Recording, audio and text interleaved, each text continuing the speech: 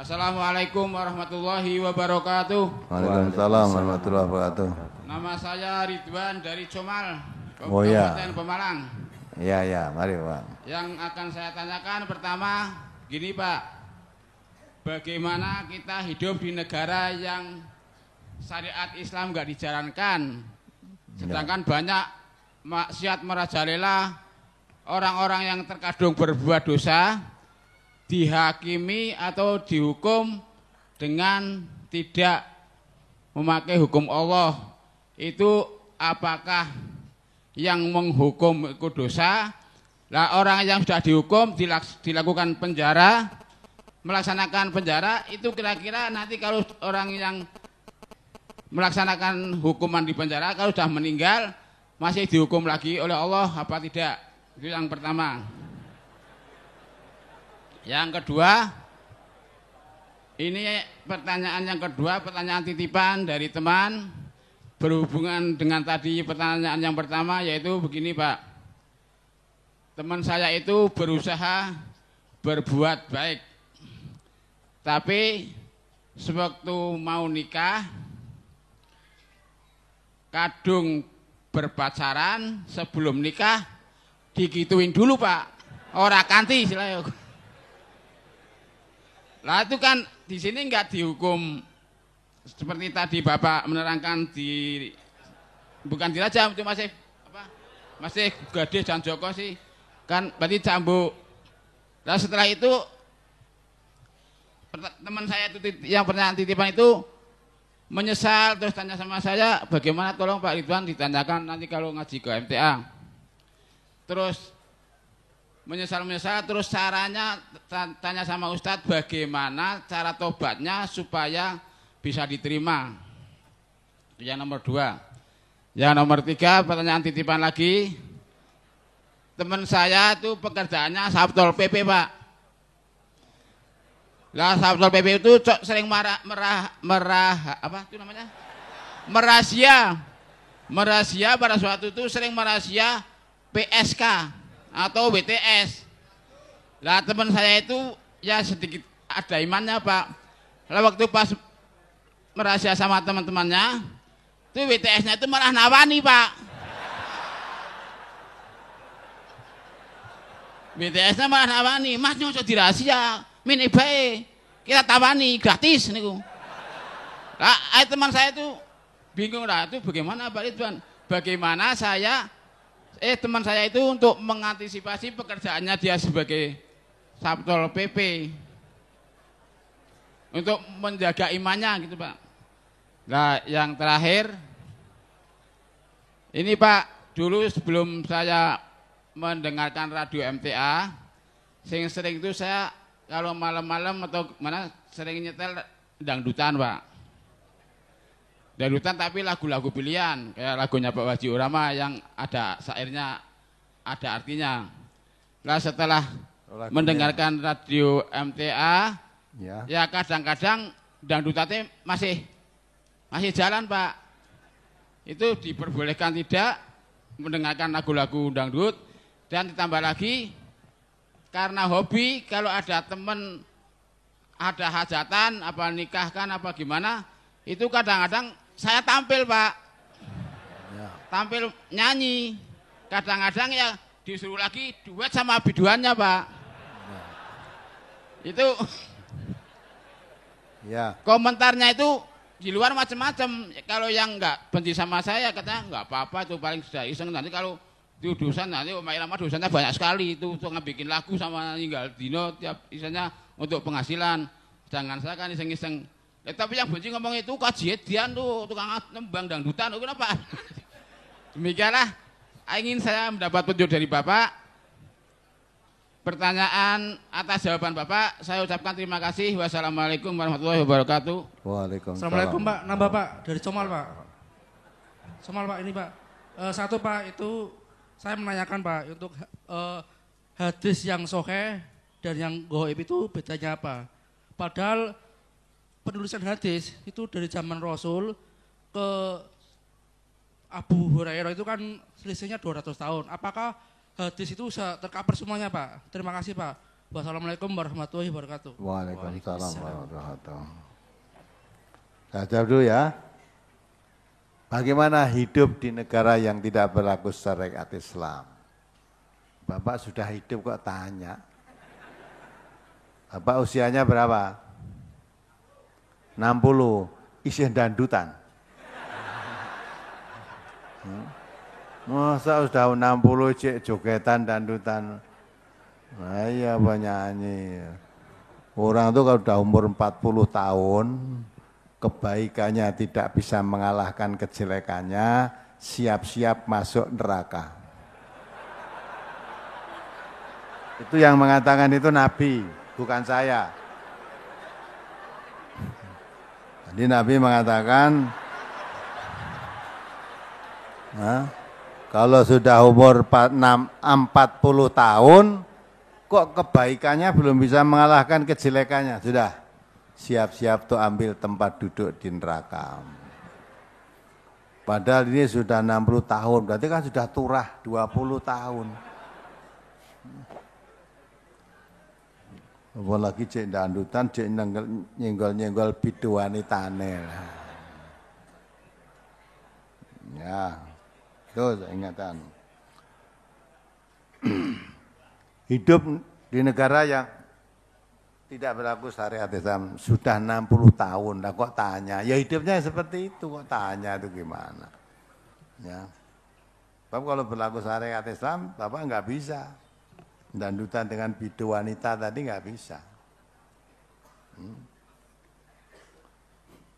Nah, terus nanti kalau orang berbuat zina, di sini tidak ada hukum Islam, hukumnya malah dinikahkan. Besok di hadapan Allah masih dihukum apa enggak? Lah kalau memang kamu bertobat, menyesali perbuatannya, menurut tuntunan Allah, insya Allah diampuni dosanya. Coba dibaca surat Az-Zumar 53 itu. Kalau tobat-tobat betul loh ya, tobat betul.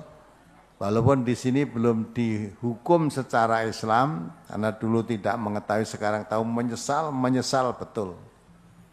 Akan diminta hukum negara, tidak dilakukan hukum Islam, ya sudah bertobat saja. Bagaimana cara bertobat supaya diterima oleh Allah? Nah, ini surat Az-Zumar ayat 53, itu menunjukkan caranya bertobat. Kalau ini titipan, tolong nanti jawaban saya disampaikan. Kok dititipi jawabannya orang ditekake kok. Ayo dibaca.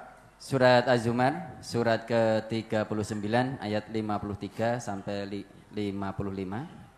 A'udzu billahi minasyaitonir rajim. Qul ya ibadiyalladzina asrafu ala anfusihim la taqnatu mir rahmatillah. Innallaha yaghfirudz dzunuba jami'a innahu huwal ghafurur rahim. Terus. Wa anibu ila rabbikum wa aslimu lahu min qabli ayyatiyakumul adzabu tsumma la tunsarun wattabi'u ahsana ma unzila ilaikum mir rabbikum min qabli ayyatiyakumul adzab min qabli ayyatiyakumul adzabu baghtatan wa antum la tash'urun. Ya, itu aja. Katakanlah, hai hamba-hambaku yang melampaui batas terhadap diri mereka sendiri, janganlah kamu berputus asa dari rahmat Allah. Sesungguhnya Allah mengampuni dosa-dosa semuanya. Sesungguhnya dialah yang maha pengampun lagi maha penyayang. Nah ini ya, hai orang yang sudah berlumuran dosa. Ya, melampaui batas artinya melanggar larangan-larangan Allah. Jangan putus asa dari rahmat Allah. Gandeng wis kokean dosa terus malah sisan-sisan, itu namanya orang putus asa. Jangan putus asa dari rahmat Allah. Innallaha yaghfiru dzunuba jami'an. Allah mau mengampuni semua dosa-dosamu. Dengan catatan kalau kamu memang betul-betul mohon ampun. Caranya untuk mendapat ampunan Allah bagaimana? Terus ayat berikutnya tadi. Dan kembalilah kamu kepada Tuhanmu, dan berserahlah diri kepadanya sebelum datang azab kepadamu, kemudian kamu tidak dapat ditolong lagi. Ya. Itu Allah. Segera kembali. Kalau kamu tadi melampaui batas, melanggar larangan-larangan Allah, segera kembali pada tuntunan Allah. Sebelum datang kematian, sebelum datang azab yang kamu tidak tertolong lagi, maksudnya sebelum mati, segera kembali ke jalan yang lurus.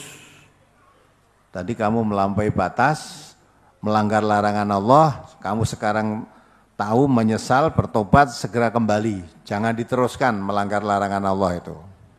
Sebelum kamu mati, segera kembali pada. Caranya gimana? Terus? Dan ikutilah sebaik-baik apa yang telah diturunkan kepadamu dari Tuhanmu, sebelum datang azab kepadamu dengan tiba-tiba, sedang kamu tidak menyadarinya. Ya, wattaba'u ahsana ma unzila ilaikum mir rabbikum. Ya. Ikuti sebaik-baiknya, dengan sebaik-baiknya, sungguh-sungguh apa yang diturunkan oleh Allah kepadamu. Yang diturunkan oleh Allah apa? Al-Quran. Maka cara bertobat mengikuti Al-Quran sebaik-baiknya. Nah, untuk bisa mengikuti Al-Quran maka harus ngaji.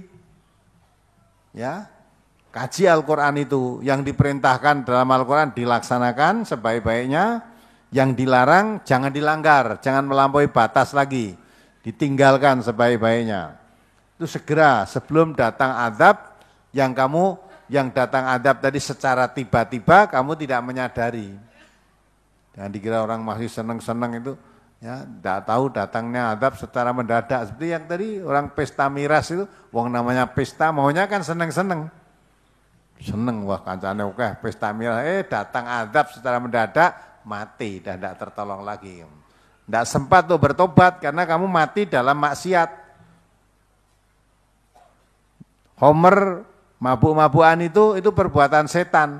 Kamu sedang melakukan perbuatan setan, mati. Sedang Allah sudah melarang wala tattabi'u khutuwati syaiton. Jangan kamu mengikuti langkah-langkahnya setan. Nah, kamu manusia melakukan perbuatan setan terus mati dah. Maka sebelum datang kematian tadi, kalau kamu sudah terlanjur melanggar larangan Allah, segera bertobat. Cara bertobat mengikuti Al-Quran dengan sebaik-baiknya. Ya, sebelum datang azab secara tiba-tiba kamu tidak menyadari. Nah, itulah. Maka kalau hidup di negeri ini sudah terlanjur berbuat zina, gadis dan coko tadi sudah menyesali perbuatan itu. Tapi tidak ada hukum Islam di sini, ya sudah bertobat saja, jangan diulangi lagi.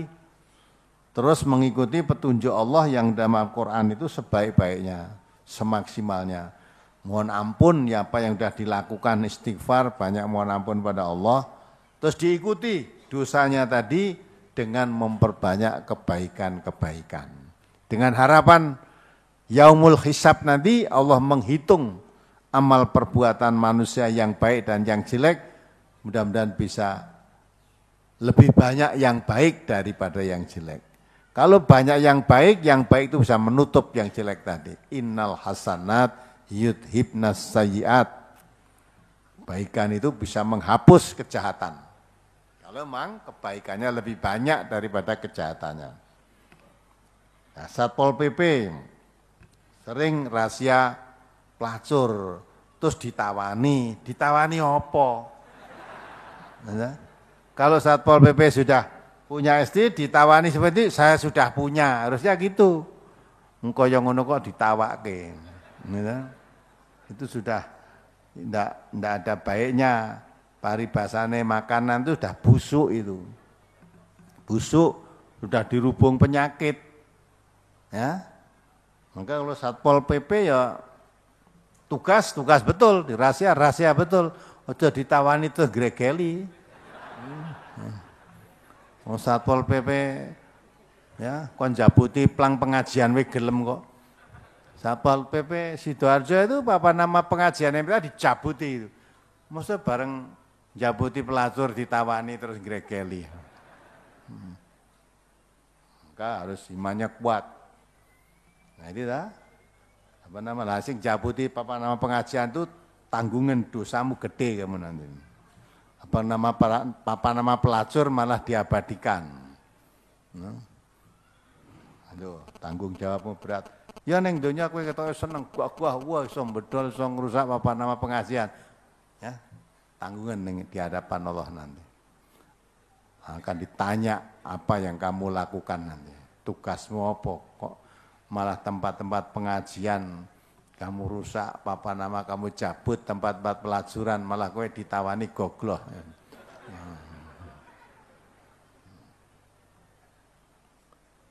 Ya, dengarkan lagu dangdut itu boleh saja, tapi kalau sudah umur 60 tahun gitu ya.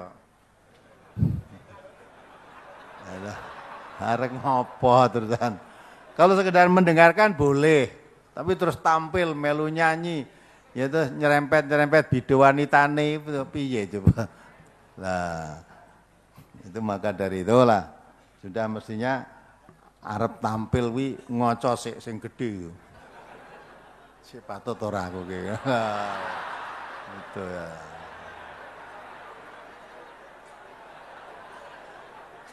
Ya kalau mendengarkan boleh saja, wong mendengarkan lagu-lagu itu mendengarkan.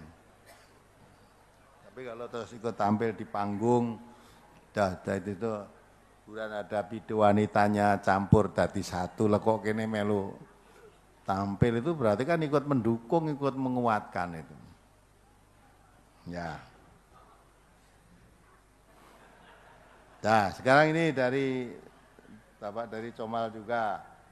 Apa bedanya hadis sahih dengan hadis dhaif? Hadis sahih, hadis dhaif dah beda. Sahih itu artinya benar, ya, baik. Dhaif itu lemah. Hadis sahih itu hadis yang diyakini itu betul dari Rasulullah. Kalau hadis dhaif itu diragukan apa betul Rasulullah berkata begitu. Ya, sebab si pembawa berita tadi banyak cacatnya, mungkin ingatannya tidak kuat, mungkin suka bohong, mungkin tidak pernah ketemu hidupnya dengan Rasulullah, tapi dia mengatakan ya, qala Rasulullah padahal belum pernah ketemu. Nah, masa hidupnya saja enggak ketemu kok dia mengatakan begitu. Nah, maka syarat-syarat untuk hadis bisa diterima itu hadisnya harus sahih. Kalau di MTA ini tidak sembarang hadis dipakai, dipilih hadis-hadis yang sahih aja yang dipakai. Ya, lah ngertinya wong Abu Hurairah dengan siapa tadi? Bukhari dengan Nabi sekian ratus tahun, apa ya bener? Nah, itu sudah melalui penelitian. Banyak orang yang ahli hadis. Ya. Penelitian ditemukan, ditulis-tuliskan yang ahli hadis dicocokkan dengan hadis-hadis yang ditulis di tempat-tempat lain. Pada zaman Rasulullah malah hadis itu dilarang ditulis kok. Khawatir nanti bercampur dengan Quran. Tapi banyak orang ahli-ahli hadis yang meninggal dunia, maka hanya ditulis hadis itu. Maka ya titiane hadis itu kalau sahih mesti tidak bertentangan dengan Quran. Ya, kalau bertentangan dengan Quran, nah itu jelas hadisnya tidak sahih. Ya, lah kalau ada hadis sahih tapi kok bertentangan dengan Quran, itu cara pemahamannya yang harus diluruskan. Kalau hadis sahih betul tidak mungkin bertentangan Quran. Karena Rasulullah ucapannya dikatakan hadis yang dipakai dasar hukum. Ya, atau dipakai pedoman yang ditinggalkan oleh Rasul pada umatnya dijamin tidak sesat tadi, ya, karena beliau menerima Quran. Andai kata Muhammad tidak diberi Quran, ucapan Muhammad tadi ya seperti ucapan-ucapan kita aja, nggak bisa dipakai pedoman. Karena beliau diberi Quran sehingga diangkat jatusan Allah menjadi Rasulullah, maka tidak mungkin setelah diangkat jadi Rasul kok ucapannya bertentangan dengan Quran yang mengangkat dirinya sebagai Rasul, kan tidak mungkin. Nah itu kan, nah, walaupun jaraknya jauh, nah, apa mungkin tidak ada keliruan? Maka mungkin hadis palsu pun ada kok.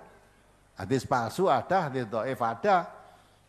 Ya, maka untuk dipakati itu betul-betul harus berdasarkan penelitian. Nah, yang jelas-jelas sahih itu kalau hadis itu mutawatir itu kuat. Mutawatir itu satu hadis diriwayatkan paling sedikit itu 3 orang atau lebih. Ya, dari jalan yang berbeda, periwayatan yang tidak ada kompromi tapi sama, isinya sama. Misalnya si A meriwayatkan hadis ini, si B juga sama, si C sama, tanpa kompromi. Oh berarti hadisnya itu mutawatir. Hadis mutawatir itu hadis yang diriwayatkan paling sedikit 3 orang atau lebih. Ya, dari jalur yang sama, dari jalur yang berbeda, tapi isinya sama.